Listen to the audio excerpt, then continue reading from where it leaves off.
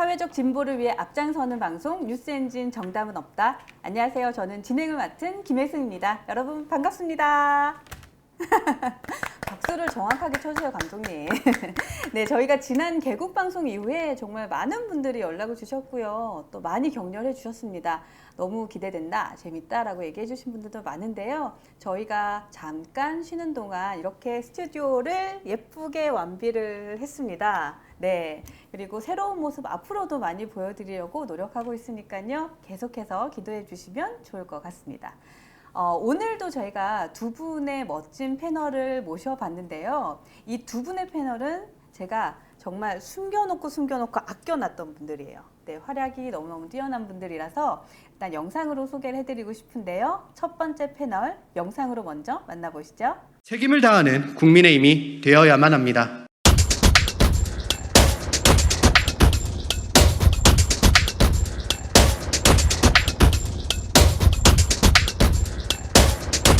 보수의 가치는 틀리지 않습니다. 더 이상의 분열은 없애고 국민이 공감하는 보수의 가치로 하나 되어야만 합니다. 보수의 내일을 준비하겠습니다. 국민의힘 안동현입니다. 네, 첫 번째 패널은 제 왼쪽에 나와 계신데요. 네, 안녕하세요. 반갑습니다. 자, 인사드리겠습니다.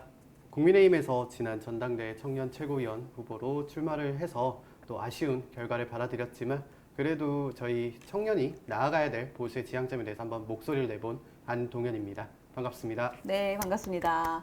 사실 국민의힘 전당대회 때 청년 최고위 그때 후보가 8분? 였나요? 11분.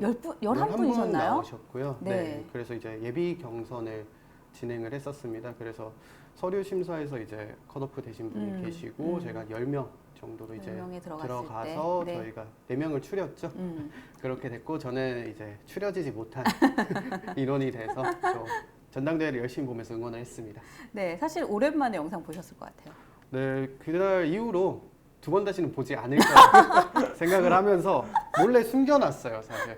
그러면서 나중에 결혼하고 아이를 낳아서도 절대 보여주지 말아야지 이런 생각을 하고 있었는데 너무 멀리 가신 것 같아요. 네, 그래도 오늘 좀 이렇게 다시 보니까 내심 그때 한 달 전에 열심히 또 고민하고 또 많은 청년들과 소통하면서 네. 어떤 가치를 살아야 될지 다시 한번 회상하는 시간이 된 것 같습니다. 네, 좋습니다. 근데 사실 저는 그 10분 중에서 되게 단연 기억에 남았던 슬로건과 영상이었던 것 같아요. 그래서 너무너무 재밌고 또 응원을 했었던 분이라고 위로 드립니다. 네. 감사합니다. 개인적으로는 좋은 성장의 경험이 되지 않았을까 싶습니다. 두 번째 패널도 제가 소개해 드릴 건데요. 제 우측에 나와 계십니다. 물론 영상으로 함께 먼저 만나보시죠. 청년들을 자꾸 어디에 앉혀놓고 가르치려고 하지 말고 청년들에게 실제로 미션을 줘야 돼요. 그렇죠. 일할 기회를 주고 역할을 줘야 되는데 대표적으로 지금 대학생 청년들이 피부에 와닿는 정책 중에 하나가 윤석열 정부 들어서 각 부처의 청년 보좌역들 만든 거 아니겠습니까? 그걸 통해서 각 부처의 청년 정책을 리드할 수 있도록 만들고 그리고 또 각 부처의 청년 보좌역 말고 청년 인턴도 대폭 확대했습니다. 그래서 모든 부처의 청년 인턴들이 지금 근무를 하고 있는데 이거 원희룡 후보가 인수위에서 기획위원장하면서 이끌어낸 의제입니다. 이런 것들을 이런 경험을 바탕으로 당에서도 청년들이 실제로 기회를 갖게 하겠다, 일할 기회를 갖게 하겠다라는 게 우리 캠프의 구상이고 또 그렇게 돼야 맞다. 청년들에게 실질적으로 도움이 될 수 있다. 이런 말씀드립니다. 네, 대한민국 22대 국회 최연소 현직 비서관이고요. 서울시당 대학생위원회 위원장 오영택 위원장님 자리하셨습니다. 안녕하세요. 네, 오영택입니다. 안녕하세요. 와, 목소리 무슨 일? 사실 우리 오영택 비서관님, 그 위원장님이시죠. 우리 오영택 위원장님께서는 이 동굴 목소리를 뽐내고 계시지만 네, 한 번만 더 안녕하세요 해보시겠어요? 안녕하세요. 네. 네, 여러분 04년생이세요. 네. 04년생의 패기와 멋진 목소리로 소개 한번 해주시죠. 네, 그렇게 안 생겼지만 04년생 서울시당 대학생위원장 오영택입니다. 지금은 잠시 국회에서 비서관으로 일하고 있습니다. 근데 22대 국회에서는 최연소 비서관이시잖아요. 네, 일단은 국회 사무처에서 확인해 준 바로는 이제 22대 오피셜하네요. 국회에서 이제 최연소고 뭐 전원으로는 그 이전에도 04년생은 없었다 이렇게 얘기를 하는데 뭐 확인되지 않았으니 그거는 모르겠습니다. 좋습니다. 오늘 제가 이렇게 두 분의 멋진 패널과 함께 청년 정치인들의 이야기를 좀 해보려고 하는데요. 그래서 더 좀 신나고 오늘 좀 젊고 재밌는 것 같아요. 저도 그렇게 생각을 하는데 네. 사실 어디 저희가 봤을 때 저희가 이제 오영택 위원장님은 20대라고 알고 있고 네. 저는 이제 30대 30대. 를 시작해서 달려가고 있는 저도 청년이고 20대. 아, 그럼 제가 여기서 오늘 최연장자이기 때문에 오늘 제가 한번 열심히 해보도록 하겠습니다. 네, 그러니까 농담이고 네. 사실 20대 또 30대, 40대의 목소리 사실 우리가 무언가를 대변할 수 있는 대표자는 아니지만 그래도 그들의 일부잖아요. 네. 우리가 20, 30, 40대의 이제 정치 이야기를 좀 해보면 재밌지 않을까라는 생각이 듭니다. 그 첫 번째 저는 궁금했던 게 사실은 두 분은 정치인이시잖아요. 저는 정치인은 아니고요. 정치의 업을 하는 사람이고요. 정치에 처음으로 관심을 갖게 되고 입문하시게 된 계기가 궁금합니다. 20대부터 갈까요? 20대? 네, 저는 이제 중학교 졸업할 무렵에 이제 그 당시에 이제 탄핵 정국이었는데요. 워낙 이제 나라가 혼란하던 시기에 이제 전교조 교사들, 네. 이제 정치적인 편향성을 띈 교사들이 학생들에게 자신들의 사상을 강제로 이제 주입하려고 하고 네. 이런 시도들이 있었고 그것 때문에 이제 피해를 본 청소년들이 많았습니다. 그래서 그 친구들하고 같이 연대해서 전교조 반대 운동을 했던 게 제가 이제 정치라는 분야에 처음 관심을 갖게 된 계기였고, 중학교 때요? 네. 그래서 이제 전교조 반대 운동을 하면서 그게 이제 자연스럽게 그 당시 이제 뜨거운 의제였던 18세 선거권 이런 문제로 이제 이어졌는데 사실 전국의 모든 청소년들 뭐 청년들 할 거 없이 다 찬성한다고 했는데 저는 반대했거든요. 아, 그래요? 지금 우리 사회에 가뜩이나 이렇게 사상을 주입하려는 시도들이 많은데 18세 고3들한테 선거권 주면 학교가 정치화된다. 그래서 앞으로 이제 선진적으로 받아들여야 될 제도지만 조금 유보적으로 우리가 좀 우리 학교 현장의 현실을 고려해서 천천히 진행해야 된다 이런 주장을 했는데 근데 이제 그런 주장을 하는 사람이 저 하나여서 본의 아니게 이제 화제를 얻고 그리고 이제 그 이후로도 이제 옳은 길을 찾아오다 보니까 결국은 정치권까지 오게 된 그런 케이스입니다. 저는. 그러니까 사실은 내 인생에서의 어떠한 그 생활의 피부에 와닿은 이슈가 있었던 거죠. 그렇죠, 그렇죠? 네. 어떠세요? 30대 처음 정치에 입문 혹은 관심을 갖게 된 계기? 사실 그 오영택 위원장님께서 말씀하셨던 것처럼 네. 저도 학창 시절이 사실 관심을 갖게 된 계기인 것 같습니다. 특히 이제 뭐 제가 특정을 할 수는 없지만 그때 당시에 이제 대선이 끝나고 네. 그때 당시에 이제 겨울 대선이었으니까 12월 17일 그리고 18일 날 이제 학교를 이제 등교를 했죠. 등교를 했는데 그때 아침에 있었던 그 반 클래스에 있는 친구들이나 또 선생님들께서 네. 말씀하신 게 나라가 망했다. 나라가 망했다? 선생님이요? 이제 그런 식의 뉘앙스의 이제 이야기를 하시는 거죠. 근데 음. 그런 부분에 있어서 저는 사실 좀 동의를 할 수 없다라고 느낀 게 그때 이제 당선이신 분이잖아요. 하루 만에 됐는데 어떻게 나라가 운영이 된 결과값에 대한 평가를 할 수 있을지 좀 그게 조금 좋지 않았고 사실 교육자라면은 그 어린 친구들이 어린 마음에 그냥 뭐 정치를 바라봤을 때 우리 팀, 뭐 너희 팀 이러면서 뭐 팀의 개념으로 그렇죠. 우리가 네. 졌다라는 생각으로 이제 그런 표현을 할 수 있는데 올바른 이제 교육자라면은 그런 부분을 조금은 평가는 좀 유예를 하고 그 현상에 대해서 평가하는 습관을 좀 유도하는 그런 교육이 있어야 되지 않겠느냐라는 게 좀 정치가 사실은 정치 영역이 따로 있는 건데 교육마저도 정치화가 돼가고 있다라는 그런 생각을 가지고 있었고요. 그러면서 이제 누구나 대학교를 가고 또 저희 이제 10년 전에 제가 대학교를 다녔기 때문에 네, 그때 네. 당시 한창 스펙을 쌓기 위해서 대외 활동을 많이 했어요. 맞아요. 이제 스펙 하면서 지금도 사실 그런 것 같아요. 그거는 뭐 더 심해지면 심해진 것 같아요. 그쵸. 근데 그때 당시에 저희 때 되게 유행했었던 게 그 정부 부처나 이런 쪽에 뭐 대외 활동하는 게 되게 유행을 했었어요. 인턴십 이런 네, 거. 그런 게 네. 유행을 했었어요. 네. 그래서 제가 그런 인턴십을 이제 지원을 하고 이제 합격을 했는데 뭐 지금처럼 뭐 이공사원 자공단처럼 좀 시스템화 되지는 않았어요. 근데 거기서 활동을 하다가 탄핵 정국을 저도 맞은 거죠. 그러면서 어떻게 이 공무원분들의 결정이나 이게 이제 국민의 삶에 직결이 되는데 이런 정치적인 영역에 의해서 그분들의 판단이나 미뤄왔던 정책들이 스탑이 되고 네. 그 바뀌면서 뒤엎어지는지를 제 눈앞에서 보면서 어떠한 정치 이 목적성과 방향성을 잘 세팅을 하느냐 그리고 잘 지켜내느냐가 국민들의 삶에 정말 체감이 되시겠구나라는 걸 현장에서 느껴서 이제 제가 한번 또 대선이나 그 전에 이제 보선 이런 부분에서도 직접 현실로 참여하게 된 것 같습니다. 두 분 다 사실은 그 선생님들의 역할에 대한 공통점도 좀 있네요. 그죠? 그렇죠. 사실 생각해 보면은 선생님께서 또 어린 친구의 네. 장래를 결정시켜줬기 때문에 어떻게 보면 뭐 교육자 참스승이네요. 네, 그럴 수도 있죠. 저는 사실 분노가 원동력이었거든요. 왜냐하면 교사들은 공무원이기 때문에 정치적 중립성을 지켜야 되는 법적인 의무가 있어요. 그럼요. 근데 이제 그거를 넘어서서 학생들에게 뭔가 자꾸 개입하려고 하고 자기 의견만 옳다라고 주장하는 교육자들이 실제 우리 교육 현장에 많이 있었기 때문에 그런 현실과 그런 세태에 대한 분노가 저를 정치권으로 이끌었다. 근데 사실은 그런 거 보면 행동했던 양심인 것 같아요. 그러니까 사실 화를 내고 욕을 하고 뒤돌아서는 건 쉽거든요. 네. 근데 그것을 내가 어떠한 가치관을 가지고 앞으로 나아가는 것도 용기인 것 같아요. 사실은 20대, 30대에 남녀 통틀어서 그냥 청년들, 그리고 40대는 여성분들 특히, 그러니까 비하는 아닌데 정치에 진짜 관심 없어요. 저 사실 좀 놀랬던 일들이 많거든요. 그래서 여러분들은 어떠실지 싶어요. 그러니까 대학생분들 관심이 있나요? 어때요? 요즘? 관심이 없죠. 그쵸? 진짜 사실은 뭐 노관심, 진짜. 관련 전공을 하는 친구들조차도 현실 정치에는 관심이 없는 경우가 그래요? 요새는 많은 것 같아요. 왜냐면은 뭐 정말 이제 뭐 그동안 우리가 굴곡진 현대사를 거쳐왔지만 그 중에서도 지금이 가장 정치적으로 혼란하고 솔직히 일반 시민의 입장에서 지금 뉴스 보면은 답답하고 욕 나오잖아요. 짜증이 나죠. 짜증이 네. 나죠. 그래서 그런 현실 때문에 점점 관심을 거두는 그런 분위기가 좀 형성되고 있다 이렇게 생각합니다. 여전하네요. 저 사실 대학 때도 그랬던 것 같아요. 어때요? 30대 어떻습니까? 저희 쪽에서는 사실 관심에 대한 부분이 없다라고는 못하겠는데 청년들이 저희 30대 청년들이 관심이 있는 정치의 영역과 지금 우리가 뉴스에서 다뤄지고 매스컴에서 다뤄지는 현실 정치의 영역은 완전 다른 영역인 것 같아요. 그럴 수도 있죠. 네. 그래서 이제 뭐 투표나 이런 데서 좀 이격이 생기는 것 같은데 근데 사실은 이런 생각을 하게 돼요. 그러니까 청년들이 정치에 없기 때문에 청년들이 갖고 있는 문제를 해결하는 주체자가 빠져 있는 거거든요.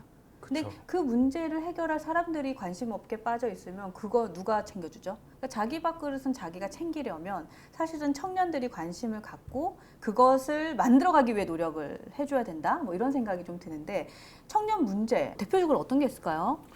지금 제일 중요한 건 이제 주거 문제가 가장 맞아요. 크긴 하죠. 집값 네. 너무 비싸죠. 집값이 네. 너무 비싸고 어느새 월세가 50만 원을 돌파하고 이런 순간에 있을 때 사실 힘들 것 같아요. 제가 생각해도 일반 대학생 친구들도 그렇지만 지금 30대 청년들이 나아가야 될 그 심리적인 압박감. 맞아요. 20대는 어쨌든 출발한다는 생각이 좀 있다라는 30대 인식이 있기 때문에 파이팅이 있죠. 좀 밀리는 느낌이 들 거예요. 그 정도로 실상 그렇게 해요. 저희 이제 대학교 졸업한 친구들 단톡방이 있는데 거기서 이야기를 해도 항상 정치 이야기 가지고 싸움 많이 하고 또 갈라져 있어요. 그들끼리. 그래요? 그래서 어떤 같이 뭔가를 추진할 때도 다르면 뭔가를 합의가 되지 않는다.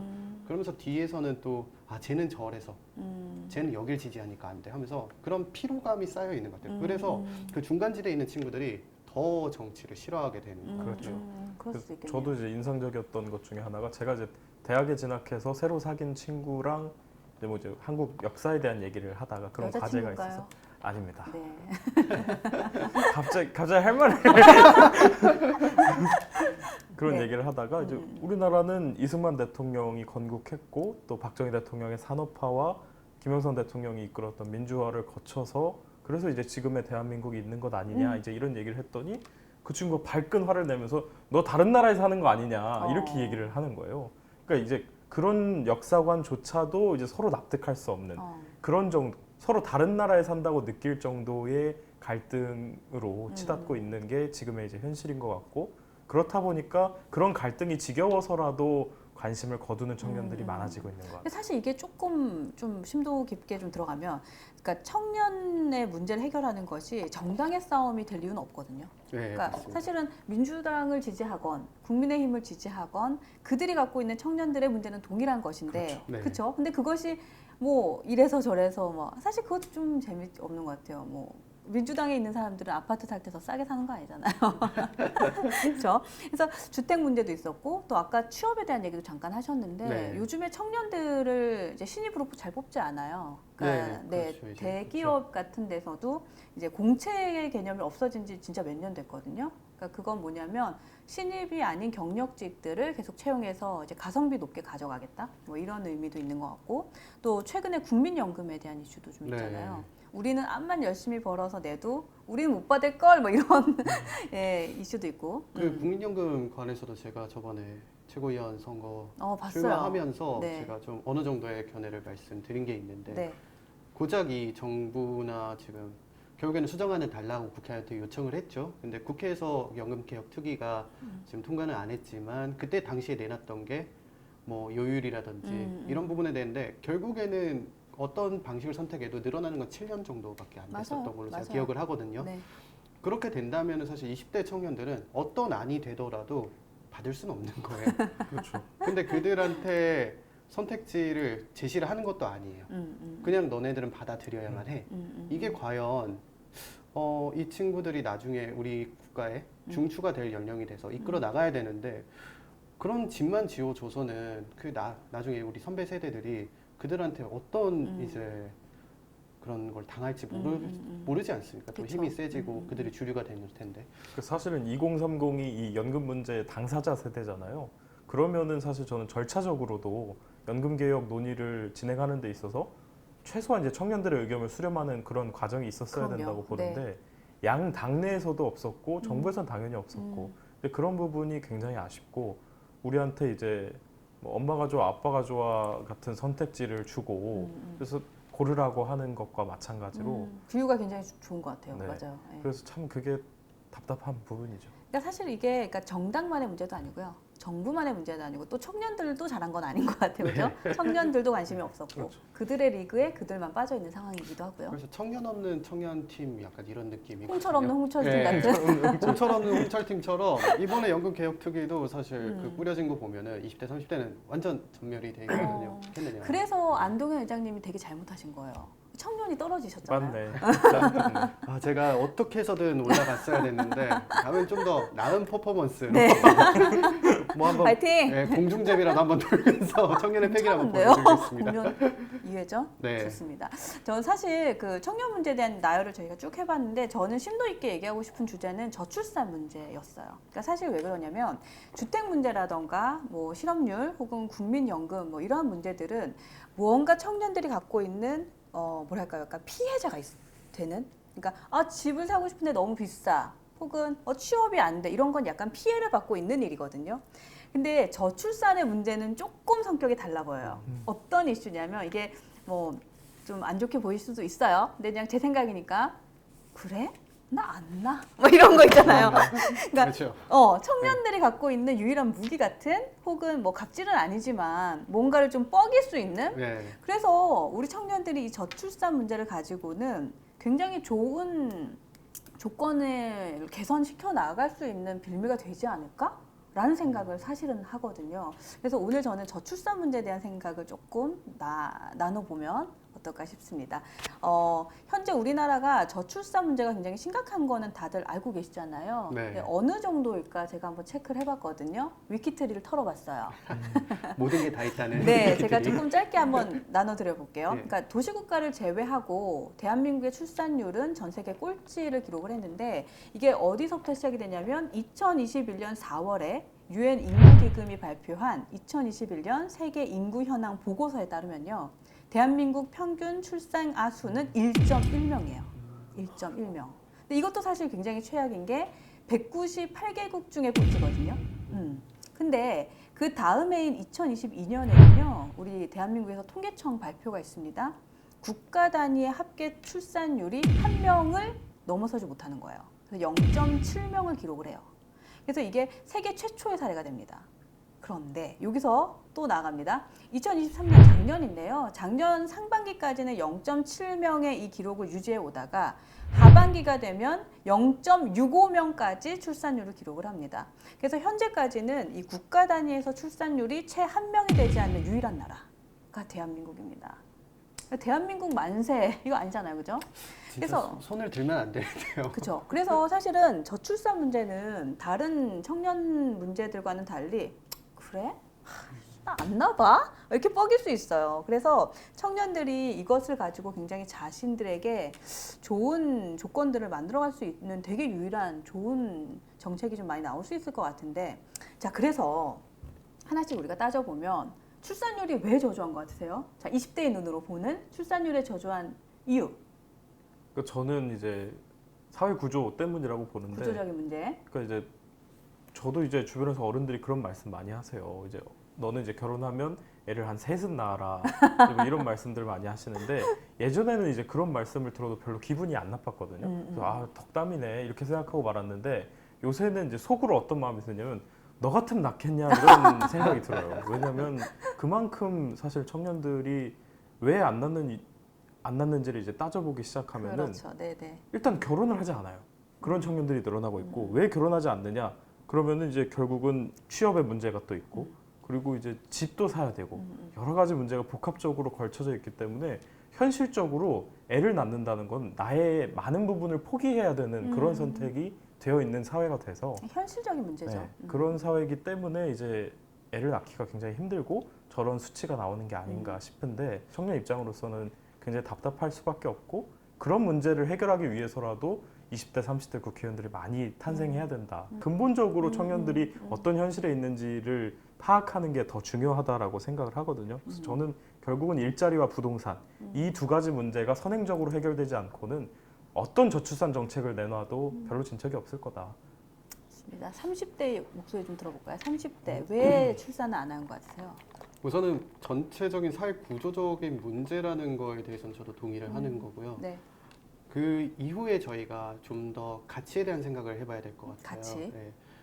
단군 이래 최초로 부모보다 못 사는 세대라는 타이틀을 짊어진 저희 세대인데, 그렇죠. 네. 생각을 해보면은 어느 정도 부모의 역할이 이제 뭐 집도 있고 일자리를 통해서 부모가 자산을 형성하면서 아이를 길러내야 된다는 생각도 있겠지만, 그렇게 해서 자라났던 세대들인데 부모보다 성장을 못했다라는 인식이 박히면서 과연 내가 자식을 낳아도 그 우리 아이들이 나보다 더 잘 살 수 있을까? 라는 그 불확실성도 사실은 있는 것 같아요. 그래서 그냥 조금 라이브하게 말씀을 드리면, 되게 아픈 포인트인 것 같은데요. 과연 나는 우리 부모님 아래에서 좀 풍족하게 뭐 1년에 한 번씩 해외여행 다녀오고 이랬는데 나는 과연 그걸 해줄 수 있겠느냐? 해줄 수 있는 게 없을 것 네, 같다. 그게 또 죄스럽다는 생각을 하는 친구들도 있더라고요. 그 친구, 그러니까 아이들이죠. 아이들은 부모를 선택해서 나온 게 아니라 그렇죠. 부모의 의지로 이제 출산을 해서 나온 친구들인데, 나라는 부모를 만나서 그 상대적인 그 박탈감과 소외감을 느끼면서 그 주는 것 자체가 싫다라는 의견이 있는 것 같아요. 그래서 일자리도 중요하고 주거도 중요하지만 저는 거기에 더해서 우리 아이들이 태어나서 그들이 성인이 될 때까지 어떻게 이 친구들이 성장해서 자리를 잡고 이 대한민국 사회에 정착할 수 있는지에 대한 그 로드맵에 대한 논의가 좀 필요하지 않을까. 그런 확신을 사실 줘야죠. 대한민국에서 출산을 하면은 출산은 그저 부모, 그 집안의 몫이 아니라 국가가 이런 로드맵이 있으니까 이 중에서 아이를 잘 키워보시면은 정말 더 나은 그런 아이가 될 겁니다. 라는 확신을 주는 그런 논의가 있어야 된다고 생각합니다. 그렇죠. 그렇네요. 20대에서는 사실은 이제 그 현실성에 대한 이야기를 좀 해주셨고, 30대에서는 조금 더 좀 가치관의 문제 들어가니까, 그러니까 이 양육에 대한 얘기까지도 좀 들어간 것 같아요. 네, 그죠? 사실 지금 친구가 엊그제 또 둘째를 낳았어요. 그래요? 네, 둘째를 낳아서 너무 축하를 그러니까 하면서도, 보통 지금 결혼하는 정년기의 친구들이 많죠 지금. 네, 정년기인데 저희 이제 제가 고향이 이제 지방인데, 네. 그 지방에 같은 고등학교를 나오는 10명의 친구가 되게 친해서 그룹핑이 돼 있어요. 근데 저희 그룹이 조금 특이한 게 대한민국 평균을 많이 따라가요. 그래서 뭐 진학률이라든지 취업률이라든지 뭐 업종 뭐 공무원이 된다든지 이게 되게 대한민국 평균 요가 표본 수치를- 집단으로 굉장히 네, 좋은데요. 되게 수치로 가서 저는 뭐 약간 좀 이상한 말이 좀 상당히 좀 신뢰를 하고 있어요. 비공인이지만 신뢰를 하고 있어요. 전당대회 네. 때 그 득표율을 맞추던가요? 정확히 생각을 하더라고요. 한 6대 3 정도로 갈려 그래요? 있어가지고, 예, 저는 이제 논의가 되다 보니까 6대 3으로 갈려 있어 그런 좀 그런 이제 어떻게 보면 평균을 답보할 수 있는 친구들에 봤을 때 저희가 좋네요. 네. 30대 평균 혼인율이 30% 정도 된다라는 그 결과가 있죠. 그 정도에서 저희가 딱 3명 갔습니다. 결혼을 했고요. 그 중에 결혼한 인구 중에 딱 30%인 딱 한 친구만 지금 둘째 자녀까지 출산을 했습니다. 그래서 어떻게 보면 좀 평균을 달려가고 있다는 생각을 하는데 저희끼리 이야기를 축하는 하지만 뒤에서 이제 그냥 태어나서 병원까지 찾아가서 축하를 해줬어요. 근데 그 뒤에 저희들끼리 뒤에서 커피 한잔 하면서 아, 얘 어떻게 키우냐 이거. 본인은 개인적으로 어떠세요? 본인은 빨리 장가가서 빨리 애를 낳고 몇 명 낳고 이런 계획이 있어요? 저는 뭐 기회가 되면은 결혼을 하면 좋을 것 같긴 한데 의무적으로 자녀를 낳을 생각은 저도 사실은 없습니다. 안 낳아 이거야 지금 그죠? 나도 뭐, 안 낳아. 너 같으면 낳겠냐? 어떻게 이제 패기 넘치는 20대가 제 마음을 대변한 것 같은데요. 사실 저도 그 생각이 지방에서 이제 올라와서 서울 생활을 20살 때부터 시작을 하다 보니까 여러 가지 형성을 해나가는 과정에서 사실 쉽지가 않고 각종 알바는 다 해봤거든요. 제가. 그런 과정들을 거치면서 아, 우리 아이 생각하니까 조금 더 내가 준비가 된 상태로 그러니까 말씀은 길게 했지만 지금 노력을 생각이 하겠습니다. 없다는 거잖아요. 그죠? 뭐 굉장히 포장을 많이 했지만 어쨌든 저는 뭐 생각 중이에요. 들켰네요. 그래서 40 전에는 꼭 하겠습니다. 그러다 저처럼 되는 거예요. 그래 아직도 그래도 40대도 아직은 청년이고. 그렇죠. 네. 네. 근데 사실 제 주변에는 진짜 많아요. 그러니까 제가 교회를 다니거든요. 근데 제가 엄청 큰 교회를 다녀요. 그러니까 그러다 보니까 그 교회 안에서 청년부만 해도 몇백 명인데 다 결혼 안 했죠. 제가 가면은 베이비 소리를 들을 정도로 다들 결혼 안 하셨는데, 근데 뭐 남자분들은 잘 모르겠어요. 근데 여자분들은 경력 단절에 대한 이슈가 가장 커요. 그렇죠. 네. 그렇죠. 그러니까 결혼을 함과 동시에 이런 뭐 내가 다시 아이를 낳음과 동시에 사회에 복귀가 쉽지 않다. 여기에 대한 게 있어서 아예 그냥 안 해. 지금 나 좋은데 뭐 이런 생각이 사실은 좀 많고 그 제 얘기기도 해요. 좋습니다. 저희가 출산율이 저조한 이 사회적인 이슈에 대한 얘기를 좀 해봤고 사실 왜 그런지 또 한번 그냥 각자의 생각을 좀 나눠보긴 했는데, 근데 우리가 이제 상황에 대한 얘기를 이제 넘어서 그럼 어떻게 하면 좀 이 출산율의 저조함을 좀 뛰어넘을 수 있을까에 대한 얘기도 좀 하고 싶은데, 얼마 전에 그 서울 인문포럼에서 이준석 의원께서 나오셔서 저출산 문제에 대한 얘기를 했는데 저는 좀 인상 깊게 봤거든요. 내용 함께 보고 얘기를 좀 나누면 좋을 것 같습니다. 요즘 출산율 얘기 많이 하잖아요. 사회학을 전공하시는 선생님 중에 좀 개량적으로 연구하시는 분들하고 얘기 많이 해보면요, 이런 얘기하세요. 출산율과 가장 상관관계가, 양의 상관관계가 높은 지표가 뭘까? 여러분 뭐라고 생각하세요? 결혼율입니다. 예, 그럼 결혼율을 높이는 방법은 뭐가 있을까요? 선뜻 바로 밖에 입에 내시긴 어렵겠지만은 놀랍게도 이혼 장려입니다. 예, 이게 왜 제가 이런 말씀드리냐면요. 근데 이거 대한민국에서 정치인들 말 못 꺼냅니다. 생각해 보시면은 이혼하시고 다시 결혼을 다시 하신 분들 같은 경우에 또 다른 자녀를 낳을 확률이 굉장히 높습니다. 그 이혼을 젊은 나이에 순탄하게 했을 경우에. 근데 지금 우리나라 같은 경우에는 이혼 제도가 지금 50년 전에 설계된 제도 그대로 가고 있거든요. 왜 그런 제도를 유지하고 있느냐? 옛날에는 6.25 전쟁 이후에, 그 이후에 소위 말하는 뭐 일부 다처제 비슷한 제도 같이 운영됐던 적도 있었고, 그러다 보니까 여성이 상대적으로 경제력이 부족한 상태에서 남성이 바람피고 도망가면은 여성이 일방적 피해자가 되는 경우가 굉장히 많았죠. 오히려 적반하장으로 유책 배우자가 이혼해달라 그러고 돈 한 푼 안 주고 내쫓고, 그러니까 그런 것을 보호하기 위해서라면은 유책 배우자를 따질 수밖에 없는 그런 민법 체계가 되어 있는 것이죠. 그러다 보니까 재벌 회장도 마음대로 못하는 게 있으면은 이혼이 된 것이겠죠. 그래서 저는 이런 것들이 아까 말했듯이 젊은 나이에 결혼과 이혼이 자유로웠을 때 결혼 횟수에 비례해 가지고 출산율이 올라간다. 이거는 유럽 사례 연구해 보면 다 비슷한 거거든요. 근데 이걸 거꾸로 갖고 오죠. 대한민국에는 이걸 말할 수가 없으니까 유럽 사례를 어떻게 갖고 오냐면은 결혼하면은 아이를 낳고 싶지는 않은데 결혼 안 하고 낳고 싶은 아이가 있다라고 포장해서 갖고 오죠. 결혼을 해도 안 나올 판인데 무슨 아이만 갖고 싶어. 몇 명이나 될까요? 사유리 같은 분이, 그죠? 제가 이 영상을 같이 보여드린 건, 그러니까 출산율을 높이기 위해서 우리가 실질적으로 어떤 뭐 아이디어가 있을까라는 얘기를 했는데, 사실 굉장히 좀 새로운 접근이었던 것 같아요. 그러니까 이혼의 절차를 간소화시켜서 정말 이혼이 필요한 젊은 세대들이 빨리빨리 하고 또 다른 가정이 재결합하게 해주는 것. 신박하다. 근데 사실 그럴싸하다. 사실 뭔가 바르다라는 생각이 들진 않지만 그것도 현실적인 이야기가 되지 않을까라는 생각이 들었습니다. 그래서 어떤 아이디어가 있는지 한번 얘기를 해볼까요? 뭐 우리끼리인데요, 뭐. 솔직히 좀 드는 생각이 있습니다. 그 친구들과 이야기할 때 한 번씩 이게 뭐 주류가 아니지만 뭐 제 생각이 확고한 건 아니지만 이런 말들이 너무 있거든요. 뜸을 들이는데 그 10명의 친구들과 한 얘기인가요? 네, 그 친구들 하는 그래요? 이야기인데 알겠습니다. 과연 애를 낳을 필요가 있을까? 그래요? 거기까지 간다고요? 그래요? 출산율이 과연 우리 국가의 상관관계에서 미래에 우리가 한 30년 뒤에 지금 이 출산율이 문제가 되는 거는 한 세대가 건너뛰고 나서 그러니까 두 세대가 건너뛸 때 이제 멸종 이런 표현을 쓰는데 60년 뒤죠. 그때 과연 우리 출산율이 그렇게 돼 있을까? 우리 기대 수명도 사실 늘어나고 있지 않습니까? 그래서 지금 뭐 2000년대생 그러니까 지금 오영택 위원장님 세대는 150살이 디폴트라는 말이 있어요. 그래요? 그렇게까지 살고 싶지 않은데.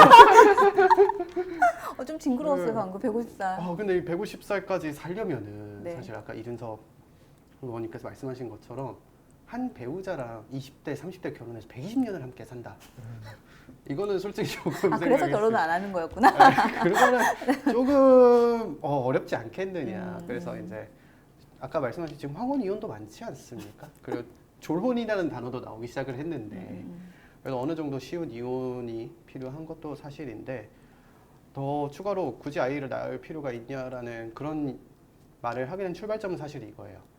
그 기계화가 점점 돼가고 있고 AI 발전 속도가 있으면서 인간의 역할이란 그 역할에 대한 생각을 좀 하게 되는 거죠. 이 AI와 그 기술의 발전에 의해서 인류가 그 실질적으로 필요한 노동의 절대적인 숫자 가치가 지금은 줄어들고 있는 현실이지 않습니까? 그러니까 과거보다 지금까지 이제 사회가 발전하면서 우리가 실제 생각하고 있는 노동력의 가치가 계속 떨어지고 있다. 정말 자동화가 되고 이런 시대가 오면은 그럼 이 잉여 노동력을 어떻게 할 것인가 그런 생각도 해볼 필요가 있지 않을까. 이 방송 나가면은 정부에서 잡으러 올 것 같지 않아요? 근데 제가 보니까 지금 잡아먹을 이준석 것 의원이나 안동현 의장이나 지금 저출산에 대한 해결책을 물었는데 저렇게 철학적인 물음을 던지는 거는 본인들이 애를 안 낳으려고 지금 밑밥을 까는 게 아닌가. 잡혀갈 것 같아요. 자꾸 들키는 것 같아요. 어때요? 어떤 아이디어 혹은 좀 번쩍이는 생각들이 있어요? 그러니까 저는 일단은 정치인들이 조금 심각성을 더 깨달아야 된다. 사실은 느낄 거거든요. 지금 지방에만 진짜 서울에서 가까운 지방에만 가도 청년이 없어요. 맞아요, 맞아요. 네. 어르신들만 계시고 그냥 아예 사람이 없을 정도로 지방 소멸, 더 나아가서 인구 소멸까지도 이제 가고 있는 판국이니까 이거에 대한 인식을 좀 정치인들이 새롭게 할 필요가 있다라는 거고, 그리고 이준석 의원의 접근은 다소 현실적이긴 했지만 결국은 본질적인 질문인 거거든요. 왜 청년들이 애를 낳지 않는가? 그 이전에 왜 청년들이 결혼하지 않는가? 여기까지 간 건데 저는 이제 하나 더 들어가서 결국 이제 결혼하려면 취업도 해야 되고 또 집도 사야 되니까 계속 지적하는 게 이제 일자리와 부동산. 이거 이제 정책적으로 해결하지 않으면 청년들은 누구도 결혼하지 않을 거고 누구도 애 낳지 않을 거다. 이제 이런 주장을 계속 하고 있는 거고, 거기에 이제 하나 더 언급을 하자면 교육 문제. 교육 문제가 좀 심각한 수준에 와 있다. 어떤 왜냐하면은 부분에서요? 저도 사실은 제 개인적으로 제가 이제 인식할 때 내 아이는 강남 8학군에서 키우고 싶고, 그리고 교육열에 대한 얘기군요. 그러니까 이제 왜냐하면 대한민국 사회가 성공 공식이 정해진 사회가 됐잖아요. 강남 8학군에서 공부해서 자사고 특목고 진학하고 인서울 대학에 진학해서 대기업에 들어가는, 이게 이제 대한민국 사회의 성공 공식으로 자리를 잡았기 때문에 누구나 이렇게 아이를 키우고 싶지 지방에서 아이 키우고 싶은 사람 누가 있어요? 더 이상 이제 개천에서 용나는 시대가 아니기 때문에 그래서 더욱더 준비된 사람만이 결혼할 수 있을 것 같고, 저도 강남에 아파트 한 채를 마련할 때까지 결혼하고 싶지 않다 이런 생각을 요즘도 할 정도로 그런 사회 구조가 이제 문제가 있다. 그래서 교육 문제를 해결해야 되고, 마찬가지로 이제 일자리와 부동산 정책에 이제 힘을 쏟아야 될 때라고 보는데, 저는 이제 뭐 좀 죄송한 얘기지만 이게 근본적으로 가장 문제가 좀 대두된 측면이 문재인 정부 때 무분별한 정책 때문에 지금의 이 심각성 있는 현실들이 나타났다. 전 정부 탓하는 것 같아서 죄송하지만 이제 현실이라서 말씀을 드리면은 청년들이 원하는 거는 사실은 질 좋은 일자리잖아요. 맞아요. 경쟁력 있는 일자리. 네네. 근데 문재인 정부의 일자리 대책은 공공부문에서 일자리를 늘렸단 말이에요. 네, 맞아요. 그리고 청년들이 원하는 일자리가 아니었는데 심지어는 그 공공부문의 일자리마저 공정성을 상실한 일자리였잖아요. 인천국제공항 사태라든지 여러 가지 조국 사태라든지 여러 가지 문제들이 있었는데 그런 부분에 있어서 이 취업 시장을 완전히 이제 농락했다라는 점. 그리고 이제 두 번째는 계속해서 이제 시민들이 부동산 경기 회복에 대해서 주문했는데 정말 이제 수십 차례 부동산 대책을 냈지만 집 가진 사람을 죄인 취급했다. 집이 두 채 있으면은 마치 이제 죄인인 것 마냥 열심히 산 거가 이제 죄가 되는 사회를 만들었기 때문에 그때 이제 이 모든 체계가 망가졌다. 이런 진단을 할 수밖에 없는 거고 천정부지로 부동산 가격이 올랐죠. 누구도 내 집을 갖게 맞아요. 집은커녕 뭐 내 이름으로 된 방 한 칸 갖기 힘든 사회를 만들어 놨기 때문에 이런 구조 속에서는 누구도 결혼하지 않으려고 할 거다.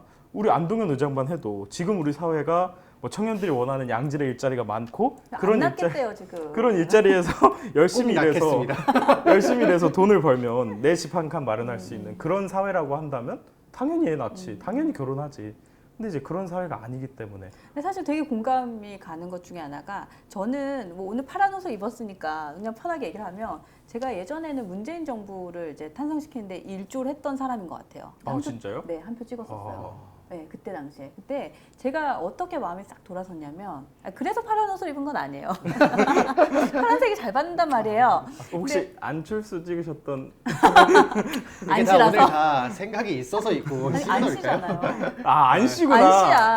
또 집안 일이기 때문에 근데 사실 제가 그때 마음이 딱 돌아섰던 계기는 부동산이었어요. 그러니까 이 부동산 정책을 완전히 국가에서 좀 이렇게 망가뜨리는 이 과정을 보면서 저는 지금도 청년이지만 그때도 청년이었고 또 많은 청년들의 이 박탈감의 문제가 사실 좀 컸던 것 같아요. 그래서 저도 그때는 좀 돌아서긴 했는데 그러니까 실질적으로 부동산 문제와 일자리 문제가 어떻게 보면 전 정권에서 이러한 사태를 야기하는 굉장히 큰 뭐랄까요 원동력이 됐던 건 사실인 것 같아요. 개인적으로 공감 가요. 그 점에 대해서 되게 적극 공감을 하는데 아까 좀 철학적인 말씀드렸다면 이제 본질적으로 우리가 생각해야 될 거는 그 요소들이 있어야 되는 부동산도 말씀하셨고 일자리도 말씀하셨고 교육도 이제 말씀하셨지만 다양한 분야들에 이게 지금 정책적으로 좀 필요하다 싶은 게 정치권에서 논의를 해야 될 게 이 저출산이라는 그 카테고리만 바라보고 나서 이거 해줄게 저거 해줄게 이런 식의 접근이 사실은 좋진 않다고 봅니다. 그건 허경 형식인 것 같아요. 이 모든 사회적인 문제들의 결과물이에요. 맞아요. 이거는 사실 네. 저출산을 하는 게 아니라 그렇기 때문에 아까 말씀하셨다시피 그 전 정권에 있었던 저도 전 정권 탓을 하고 싶진 않지만 그들이 행했던 그 부동산 그 상승이라든지 일자리 더군다나 그 아까 있었던 그 인국공 사태나 그리고 조민 사태, 그 조국 사태와 같이 그런 찬스들이 작동을 하면서 과연 우리가 성실하게 이렇게 뭐 노동을 하고 일을 하면서 정확한 자산을 형성을 할 수 있는지 월급 상승률보다 부동산 상승률이 이렇게 늘어나 버린 그쵸. 이 시발점이 된 그 전 정권에서 희망을 잃어버린 것 같아요. 사실. 그러니까 그런 맥락에서 내 아이를 강남 8학군에서 키워야 된다는 이런 강박관념과 이런 사회적인 분위기가 형성이 되고 있다고 보고 그리고 이제 요새는 결혼을 더 이상 이제 뭐 사랑이나 이런 낭만적인 단어로 설명하는 게 아니라 왜요? 아직 낭만적이지 않아요? 결혼 그래요? 시장이라 그래요. 결혼 그래요? 시장. 마켓이죠. 그래서 결혼 시장이라고 해서 결혼 시장에 내가 나가려면은 나랑 조건이 비슷한 사람, 대략적으로 레벨이 맞는 사람 이런 것들을 따지는 사회가 됐기 때문에. 근데 사실 그게 굉장히 통찰력 있는 게 요즘 되게 유행하는 유튜버들 중에 하나 그리고 또 방송 하나가 뭐냐면 그거 되게 유행이에요. 결혼정보회사, 결정사. 그렇죠. 그래서 그게 저는 처음에는 그 상황을 보면서 이게 MZ는 역시 가성비를 따지는구나 이렇게 생각했어요. 왜냐하면 이 사람 저 사람 만나보고 이선 저선 쓰고 막 이렇게 할 게 아니라 그냥 딱 맞춰서 괜찮은 사람? 그러면 돈도 덜 쓰고 시간도 덜 쓰고 이렇게만 생각을 했거든요. 근데 그게 아니었던 거예요. 그죠? 저도 요즘에 결정사에서 전화가 오거든요. 이게 빨리 가라고요? 네, 이제 가입을 좀 해보시면 어떠시냐. 아 그래요? 근데 이제 자존심이죠. 전 전화도 안 와요. 아직 나는 갈 때가 아니라 자존심 때문에 아니에요 연애하고 있어요라고 이제 이렇게 거짓말을 하긴 하는데 그런 것 같아요. 그 어떤 조사나 이런 걸 보면은 이게 뭐 절대적이지 않겠지만 결정사를 통해서 혼인을 한 커플들의 그 만족도가 사실 꽤 높다고 해요. 그래서 사실은 저는 오늘 그 출산율 높이기 위한 실질적인 이야기, 우리 아이디어를 얘기할 때 그 얘기 해보고 싶었어요. 그러니까 결정사를 뭔가 국가에서 지원해 주는 거예요. 그래서 그냥 뭐 실손 보험 하듯이 그거 재밌지 근데 않아요? 그건 진짜 맞는 말이에요. 네. 왜냐면은 과거에는 우리가 출산 장려 정책을 했다면은 이제는 출산이 문제가 아니라 결혼이 문제가 그러니까. 됐기 때문에 네. 결혼 장려 정책을 할 때가 됐는데 아까도 얘기했지만 지금 정부에서 하고 있는 정책이라고는 결혼하면 돈 주고 집 주고 이거밖에 없거든요. 맞아요.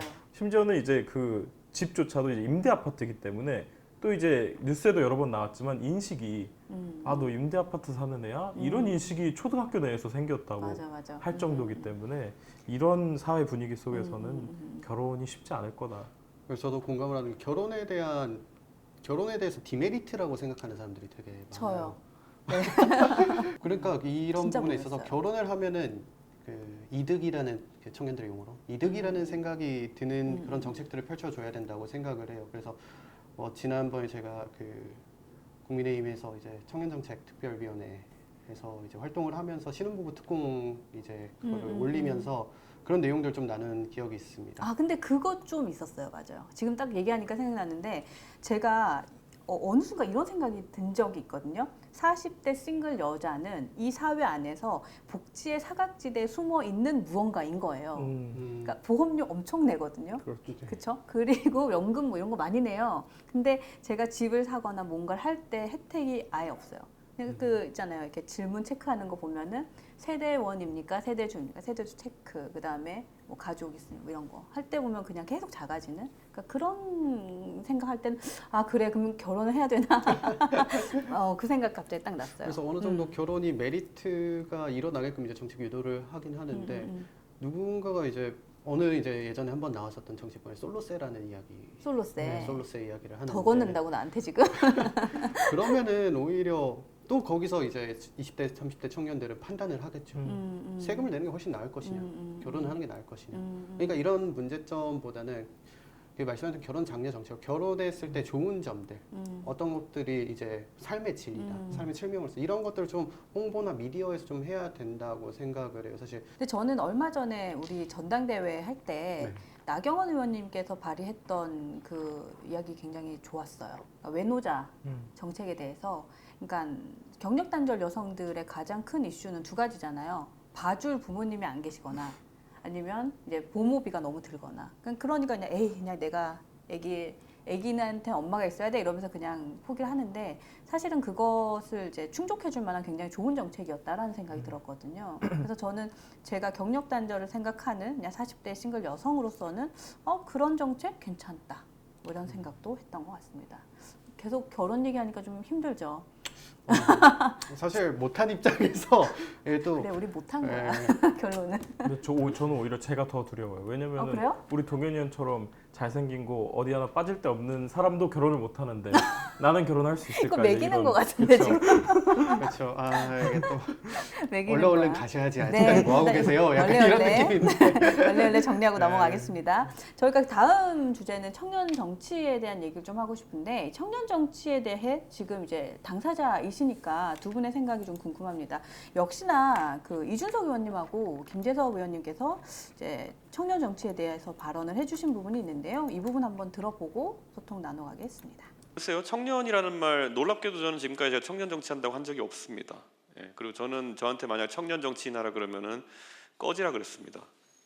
보통 청년 정치라는 걸 어떤 식으로 사람들이 쓰냐면요, 너는 나이대가 젊으니까 청년 정치를 해, 이런 말은 뭐냐면 마이너리그를 만듭니다. 너는 청년 일자리 문제와 청년 무슨 문제를 다루고 뭐 청년 무슨 문제 다루라는데요. 저는 그때마다 항상 거꾸로 이렇게 얘기했어요. 도대체 대한민국의 대국적인 일자리 문제에서 청년 일자리 문제를 그러니까 독립시켜서 고민할 수 있느냐. 경제가 살아나고 일자리 시장이 좋아지면 청년 일자리로 늘어나는 거지 청년 일자리만 늘릴 수 있다고 생각하느냐. 그러면 있다고 생각하는 사람 아니면 있어야 된다고 강조하는 사람들이 다 망가뜨리는 겁니다. 자, 청년 일자리만 만들 수 있는 방법이 뭐 있을까요? 자꾸 그걸 요구하면은 희한한 해법이 나오는 겁니다. 어떻게 해요? 공무원을 늘리는 거죠. 20대, 30대가 취업할 수 있는 공무원 자리 늘리는 거죠. 그렇게 해야만 특정 세대의 일자리를 늘릴 수 있는 겁니다. 왜냐하면 보통 일반적으로 경기가 활성화되면은 모든 세대의 일자리가 늘어나기 마련이거든요. 그래서 지금 질문 주신 분은 제가 좀 날카롭게 얘기하자면은 아마 이준석이 지금까지 해왔던 발언들을 체크 안 하셨을 거예요. 저는 오히려 청년 정치를 거부했던 사람이고, 그래서 저는 전당대회에서도 청년 최고위원이라는 직위를 따로 뽑거든요. 한 번도 거기 나간 적 없습니다. 저는 무조건 당대표 선거만 나갔습니다. 청년 최고위원은 1,000만 원 내면 나가고 당대표는 1억 내야 나가거든요. 제 주머니 털어가 나갔던 이유가 뭐냐면은 결국 제 스스로 마이너리그에 들어가는 걸 거부하고 그 안에서 양육되기를 거부했기 때문이거든요. 우선 뭐 제가 먼저 말씀을 한번 드려보겠습니다. 네. 청년 정치라는 게 사실 청년들을 위한 정책이나 청년들의 복지, 청년들의 삶을 대변해서 목소리를 내는 것도 사실 중요하다고 생각을 하는데 네. 청년 정치라는 그런 표현 자체가 그런 것만 하라고 있는 건 아닙니다. 20대, 30대, 40대 그 젊은 청년들의 시각으로서 조금은 현재가 아닌 미래를 좀 생각하는 그런 목소리들을 내달라는 의미에서 청년 정치를 좀 생각해 주셨으면 좋겠다는 생각이 들어요. 그냥 나이만 어리니까 너네들은 그 리그에만 있어야지. 약간 그런 표현도 사실은 뭐 일부 정치권에서 존재하긴 합니다. 그런 네. 시각들이. 근데 그건 좀 없애야 될 요소고요. 청년 정치를 바라볼 때는 그들이 미래를 생각하고 그들이 살아가 20년 뒤, 30년 뒤를 그리는 좀 어떻게 보면 정책적인 논의 과정에 들어가야 할 시각적인 청년 정치다. 그렇게 조금 인식의 변화가 필요하다고 생각합니다. 아까 영상 중에 이런 얘기가 있었어요. 청년 최고위 나가면 1,000만 원 내고 당대표 후보 나가면 1억 내고. 그거 맞아요? 뭐 그 공지된 사항이 있기 때문에 네. 그 정도 비용은 이제 기타금으로 소모가 되긴 합니다만 돈이 있는 분이셨어요. 그러니까 네, 열심히 네. 1년 모아서 한번 또 하는 건데 근데 근데 사실 네. 이 얘기를 하는 이유는 뭐냐면 그냥 놀리고 이러려는 게 아니라, 그러니까 방금 이준석 의원이라던가 김재석 의원께서 말씀하셨던 청년들이 무언가 이제 뭐 그냥 중앙으로 들어가세요라고 얘기를 하셨는데, 근데 그것의 전제 조건이 이 사람은 정치를 하기 위한 뭔가 기반이 있는 사람들이 할 수 있는 일인 것 같아요. 또 어떻게 생각을 하세요? 저는요 진짜 솔직하게 말씀드릴게요. 네.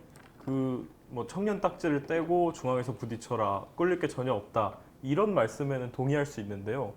저는 이준석 대표님 말씀하신 저 발언은 대단히 오만하다 이렇게 생각합니다. 왜냐면은 사실 저는 들으면서도 좀 화가 났는데, 청년들이 당연히 당대표 출마하고 싶지, 청년이라고 해서 청년 최고위원 출마하고 싶은 사람 누가 있어요. 근데 누가 그 선거 한 번에 1억 쓰는 그런 보통의 청년 중에서 1억 한 번에 흔쾌히 쓸 수 있는 그런 청년이 몇이나 되겠어요. 그러니까 배경이 다르다는 말씀 드리고 싶고, 사실은 뭐 이런 말씀까지 드려도 되나 싶지만 저 두 분 다 당원으로 정치 시작하신 분들이 아니잖아요.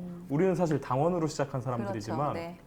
이준석 대표, 박근혜 대통령이 비대위원장 할 때 비대위원으로 발탁해서 완전 이제 라이징 스타로 떠오른 정치인이고, 김재석 의원, 자기가 당 만든다고 했지만 정치적 후견인이었던 김종인 위원장이 후원 회장도 해주고 와서 이제 띄워주고 밀어주니까 저기도 뜬 케이스잖아요.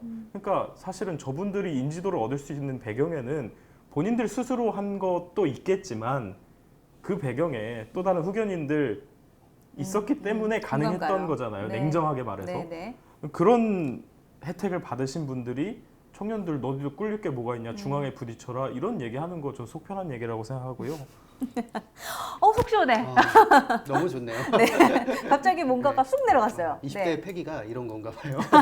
나도 박근혜 대통령이 발탁해줬으면 이준석 대표처럼 됐지. 저도 같은 생각이긴 합니다. 이거 약간 짤각인데? 그거 괜찮은 것 같아요, 지금. 좋았어요. 네.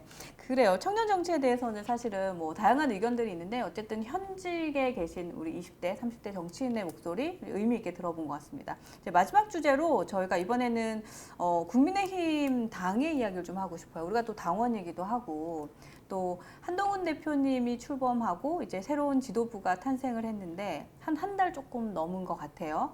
특히나 우리 오영태 위원장님께서는 그 다른 후보자인 우리 원희룡 당대표 후보자의 청년 대변인을 역임을 하셨잖아요. 그래서 그때 당시에 이제 한동훈 대표 체제가 출범하면 이런 건 좀 어렵지 않나? 혹은 뭐 이런 건 참 좋겠다? 뭐 이런 논평들도 참 많았는데, 실제로 이제 한 달 정도 지났으니 어떻게 바라보시는지도 궁금합니다.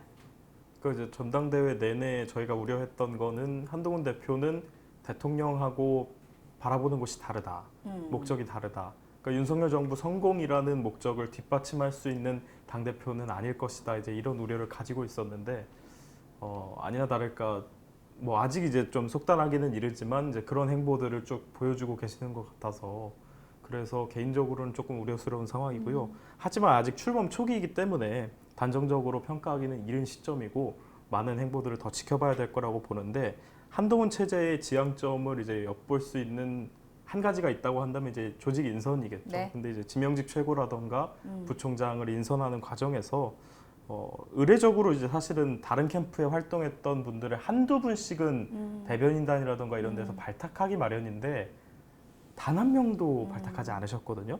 나경원, 원희룡, 윤상현 캠프에 있던 사람 그 누구도 이번 지도부에서 당지를 갖지 못했기 때문에 그런 부분은 좀 대단히 아쉽다. 탕평 인사 차원에서 등용하고 통합하는 행보를 보여줬다면 더 좀 시너지가 날 수 있었을 텐데 너무 이제 대통령이나 용산하고의 갈등의 골이 깊다 보니까 이제 그런 점이 조금 아쉽다는 말씀을 드리고 싶고 당정 갈등이 아니라 한정 갈등이다. 최근에 뭐 이런 주장도 나왔는데 당의 입장이 아니라 대표 개인의 입장이다. 이런 얘기가 이준석 대표 때 나왔던 얘기들이거든요. 여기서 시작해서 이제 당 대표를 이제 축출해내는 그런 과정으로 이어졌기 때문에 한동훈 대표도 좀 그런 위기감을 갖고 높은 지지율임에도 불구하고 탕평 인사를 하지 않은 게 아닌가. 인선은 좀 그 정도로 이제 제가 분석을 하고 있습니다. 사실은 저희가 저번 달에 이제 당대표 선거 막 끝났을 때 그때 이제 장예찬 전 최고께서 저희 방송 나오셨는데 그때 그런 얘기를 하셨어요. 그러니까 본인께서는 뭐 탕평이다 뭐다 해서 이 사람 저 사람 쓰고 그거보다는 일단 전적으로 우리 한동훈 대표님께서 이제 당대표가 되셨으니 전적으로 그분이 하고 싶은 거 다 해보시고 클리어하게 평가받으셨으면 좋겠다. 전 사실 그런 시각도 조금 괜찮지 않았나라는 생각을 그냥 개인적으로는 좀 했던 것 같습니다. 네. 이제 한 달이고 체제를 구축을 했으니까 지금까지는 사실 어떻게 보면 이제 저희 주식에 비유하면은 지금 상장 심사를 받고 있는 과정일 거고 그래서 이게 어떻게 뭐 업상이 될지 따상이 될지 모르지만 그래도 한번 앞으로 행보가 시간이 얼마 남지 않았습니다. 네. 사실 이게 체제 구축한다고 이제 한 달이 소모가 됐고 뭐 물리적으로 말씀하시는 것처럼 내년 9월 이제 사퇴 시점으로 다들 보고 계시지 않습니까? 그 전까지는 어떻게든 이제 효과를 이제 뭔가를 보여드려야 되는데 사실 어제 있었던 그 이재명 대표와의 그 11년 만에 네, 11년 그쵸? 만에 회담인데 거기까지 이제 이미지까지 좋긴 했으나 그러나 어제 이제 이재명 대표가 그 쿠데타, 계엄령 계엄령 발언을 있었죠? 하셨죠. 그게 사실 이게 우리가 잘 만들어 갑시다면서 민생 공동 기구를 만들자고 이렇게까지 합의를 한 상황에서 그 바로 다음에 엎어서 이런 말이 나오느냐. 그거는 이제 앞으로 어떻게 대응하느냐에 따라서 한동훈 대표와 한동훈 체제에 대한 평가가 거기서부터 이제 출발이 된다고 봐요. 거기 어떻게 대응하느냐에 따라서 아까 말씀하셨던 한정 갈등이라든지 그런 거에 대한 좀 더 클리어하게 국민들이나 그 정치하는 분들께서 인식을 하시게 되겠죠. 근데 그 제가 이제 왜 이 인선 얘기를 하면서 우려스럽다고 얘기를 했냐면 사실 인사권 당대표 권한이기 때문에 뭐 어떤 인선을 해도 납득할 수 그건 있지만 그렇죠. 네. 왜 우려스럽냐면은 지금 이제 한동훈 대표가 자기와 친한 인사들, 가까운 인사들로 구성을 했잖아요. 조직 구성을. 근데 이게 만약에 이게 이재명 대표의 민주당을 모델로 두고 한 일이라면 그 부분은 굉장히 우려스럽다. 왜냐면은 지금 민주당은 민주정당이 아니잖아요. 친명 일색으로 일극체제 정당이기 때문에 그런 장악력을 바라보고서 한동훈 대표도 이렇게 친한계로만 구성을 한 거라면은 그걸 모델로 둔다면 대단히 우려스럽다. 이제 이런 차원에서 말씀을 드린 거고 그래서 저는 지금 아직 시간이 남았으니까 당직도 비어있는 자리들 꽤 있거든요. 아직 상설위원회 위원장들도 인선 안 했고 그런 부분에 있어서는 한두 분이라도 조금 통합의 행보 차원에서 그런 신예들 발탁하거나 아니면 이제 소위 이제 친윤계에서 발탁하는 이런 행보도 좀 필요하다 그런 말씀 드리고 싶습니다. 저는 그 당대표 딱 되시고 나서 최고위 때였던 것 같아요. 원내대표가 아니라 최고위 때인데 그런 말씀을 하신 적이 있어요. 우리는 집권 여당입니다. 기자회견 때였나? 하여튼 그 얘기 한마디를 하는데 뭔가 마음이 저는 딱 와 그렇지. 우리가 108석밖에 얻지 못한 총선에 대패한 정당이지만 그래 우리 여당이잖아. 근데 사실은 저는 그 한마디의 워딩으로 그 정부와의 협치는 정말 잘 이끌어내지 않을까라는 기대는 아직까지도 많이 하고 있어요. 그래서 우리 안 의장님 말씀대로 이제 계엄령 사태부터 사태라는 말도 좀 웃기지만 어쨌든 그러한 이슈들을 하나씩 잘 정리해 나가시리라고 믿고 네. 네, 그런 모습들도 기대를 해보도록 하겠습니다. 그리고 한 가지 더 말씀을 드리면은 그런 이제 정쟁 요소들이죠. 그 어떻게 하면 한번 좀 뭐 쉽게 말하면 어그로를 끝나든지 약간 이런 표현들인데 던지고 아니면 말고 네. 이런 거. 네. 민주당 특유의 그 방법이죠. 맞아요. 일단 해보고 아니면 말지 뭐. 네. 약간 이런 식으로 하면서 국민들 좀 호도하는 영향이 있는데 결국엔 지금 국민들이 힘든 거는 민생의 문제란 맞아요. 말이에요. 민생의 네, 답이 있는데 그거를 하자고 지금 우리가 만난 거 아니겠습니까? 대표님께서 다 정쟁을 일단은 내려두고 네, 우리 네. 민생을 살핍시다 하는데 그게 바로 하루 만에 뒤집히고 이렇게 또다시 정쟁 요소로.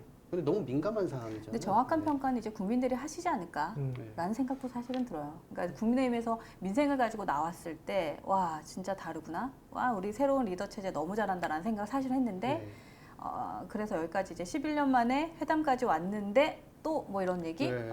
네 진짜 뭐 평가는 이제부터가 아닐까. 오히려 이거를 생각이 기회를 듭니다. 삼고 거기가 정쟁으로 나올 때 우리 대응을 하면서 동시에 민생을 치고 나가는 투트랙 전략을 잘 하면서 유능한 정당임을 다시 입증하는 게 중요하지 않을까라는 생각을 합니다.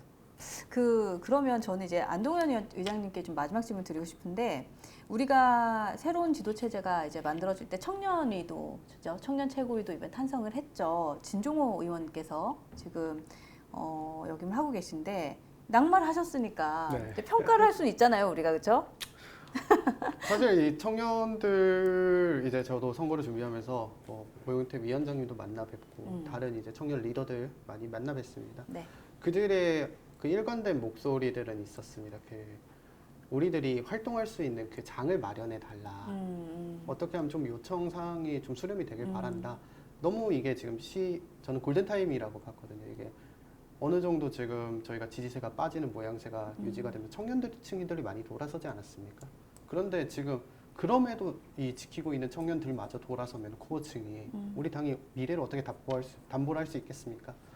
그렇기 때문에 저는 사실 이 시기가 급하다고 생각을 해서 한 달 안에 지금 인재 영입 특위도 이제 하신다고 하셨는데 그 뒤로 지금 소식은 저도 팔로우가 안 돼서 모르고 있습니다만 혹시나 있다면 좀 제보를 주시면 저도 팔로우를 하겠습니다. 올림픽 시즌이라서 조금 다들 그렇게 가 있는지는 모르겠지만 네. 좀 그런 행보가 있었으면 좋겠다는 생각이 들고 좀 아쉬운 마음입니다. 좋습니다. 그래요. 저희가 오늘 이제 뭐 청년들의 이야기들을 이제 20대의 목소리, 30대의 목소리, 40대의 목소리까지 한번 담아서 말씀을 나눠봤는데 이제 뭐 마무리 발언을 좀 해볼까요? 오늘 좀 못다한 이야기들이 있으면 해주시고 또 아니면 또 앞으로의 뭐 행보에 대한 계획도 좀 얘기해 주셔도 좋을 것 같아요.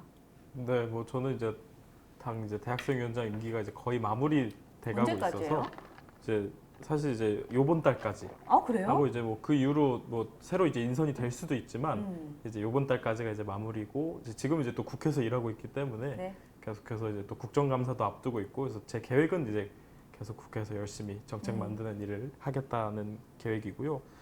드리고 싶은 말씀은 한동훈과 이재명이라는 두 리더십이 새로 이제 서게 됐는데 회담을 이제 어제 했습니다마는 결과는 청년으로서 보면 좀 아쉬운 결과였어요. 왜냐하면 두 분 다 어쨌든 새로운 정치를 하겠다라고 말씀하시는 분들인데 뭐 검토하겠다, 추진하겠다, 논의하겠다 이런 용어들을 쓰셨거든요. 뭔가 행동이랑은 떨어지는 용어네요. 그렇죠. 그래서 이제 우리가 사실 정치인들의 언어를 알잖아요. 검토하겠다, 추진하겠다, 논의하겠다는 아무것도 안 하겠다, 아무것도 없다라는 얘기이기 때문에 그런 차원에서 우려되는 부분은 있습니다만은 이제 앞으로의 행보를 좀 지켜봐야 될 측면이 있겠고요. 제일 중요한 거는 정말 지금 시급한 민생 현안들이 많이 있거든요. 청년들의 삶도 그렇고 일반 시민들 또 자영업자들, 소상공인들의 삶이 절벽에 내몰려 있는 그런 현실이기 때문에 그런 부분에 대해서 정말 시급하게 여야가 합의해서 처리해야 될 부분들을 신경 써 주셨으면 좋겠다 이런 말씀을 꼭 드리고 싶고 우리 당에 활동하는 청년들에게도 우리 안동현 의장님도 계시지만 이렇게 훌륭한 선배님들 계셔서 저도 이제 활동할 수 있고 그리고 또 앞으로 더 청년의 목소리가 정치에 많이 반영될 수 있도록 최선을 다하겠다 이런 말씀드립니다. 좋습니다. 네, 말씀 너무 잘해주신 것 같아요. 마무리까지 그렇죠. 우리 그쵸. 의장님도 이제 한 말씀 하시고 이제 빨리 가세요. 너무 길게 네. 했어요. 네. 저도 뭐 간단히 네. 마무리를 할게요.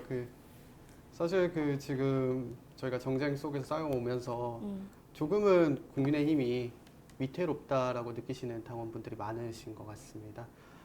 지금 기대할 수 있는 거는 저기 이재명 1급 체제에 맞서서 싸울 수 있는 그런 투자들이 사실 좀 필요해요. 그래서 그런 역할들을 청년들이 하겠다는 분들이 많으시니까 그런 분들을 적극 찾아서 싸울 수 있도록 만들어 주셨으면 좋을 것 같고, 원내에서도 또 의원님들께서도 열심히 싸워 주셔야 그래도 우리가 아직 살아 있구나, 아직 할 수 있겠구나 라는 그런 심리적인 그런 업을 만들어 주시면은 더욱더 우리가 2년 뒤고 또 그 다음도 할 수 있는 그런 생명력이 다시 깃들지 않을까 생각합니다. 그리고 오늘 이 자리를 마련해 주셔서 되게 감사하게 생각하고요. 자주 오세요. 재밌잖아요. 그렇죠? 그 스튜디오 너무 예뻐가지고 또 오고 싶은 마음이에요. 아까 우리 안 의장님 오실 때 와 너무 예뻐요 이렇게 스튜디오 예쁘다고 하시길래 제가 바로 그 칭찬을 뺏었죠. 저요? 근데 눈을 막 피하더라고요. 네, 실제로 모든 게 다 아름다우시기 때문에 그리고 아, 오늘도 정말. 너무 예쁜 네. 옷이고 지금 화면에 비치는 모습 보니까 지금 옷도 되게 너무 예쁘셔가지고 하여튼 재밌을 것 같아요. 그래서 저희는 뉴스엔진이 이제 갖고 있는 모토는 중수청에 대한 관심이 굉장히 높습니다. 그래서 청년 정치인분들의 목소리를 많이 내드리고 싶고 또 청년 문제에 정말 청년들이 해결할 수 있는 앞장설 수 있는 분위기가 있었으면 좋겠어요. 그래서 저희는 인지도가 높은 분들이 오셔서 말씀을 해주시는 것도 너무너무 감사하고 좋지만 정말 실질적으로 이 시대를 살아가는 우리 청년분들이 많이 나오시기를 언제나 기다리고 있으니까 뭐 두 분도 많이 나오시면 좋을 것 같고요. 또 주변에 말씀 많이 하고 싶어 하시는 청년분들 있으면 언제든지 네 환영합니다. 오시면 좋을 것 같습니다. 오늘 이렇게 해서 저희가 뉴스엔진 정답은 없다. 이제 청년 두 분의 이야기를 함께 나눠봤는데요. 오늘 이렇게 마무리하고 저희가 이번 주에 이제 장희찬 전 최고께서 한 번 더 방문을 해주실 예정이거든요. 그 예고까지 전해주면서 오늘 이렇게 인사드리겠습니다. 함께 해주신 여러분 고맙습니다. 감사합니다. 감사합니다. 고생하셨어요. 아이고. 네. 아이고.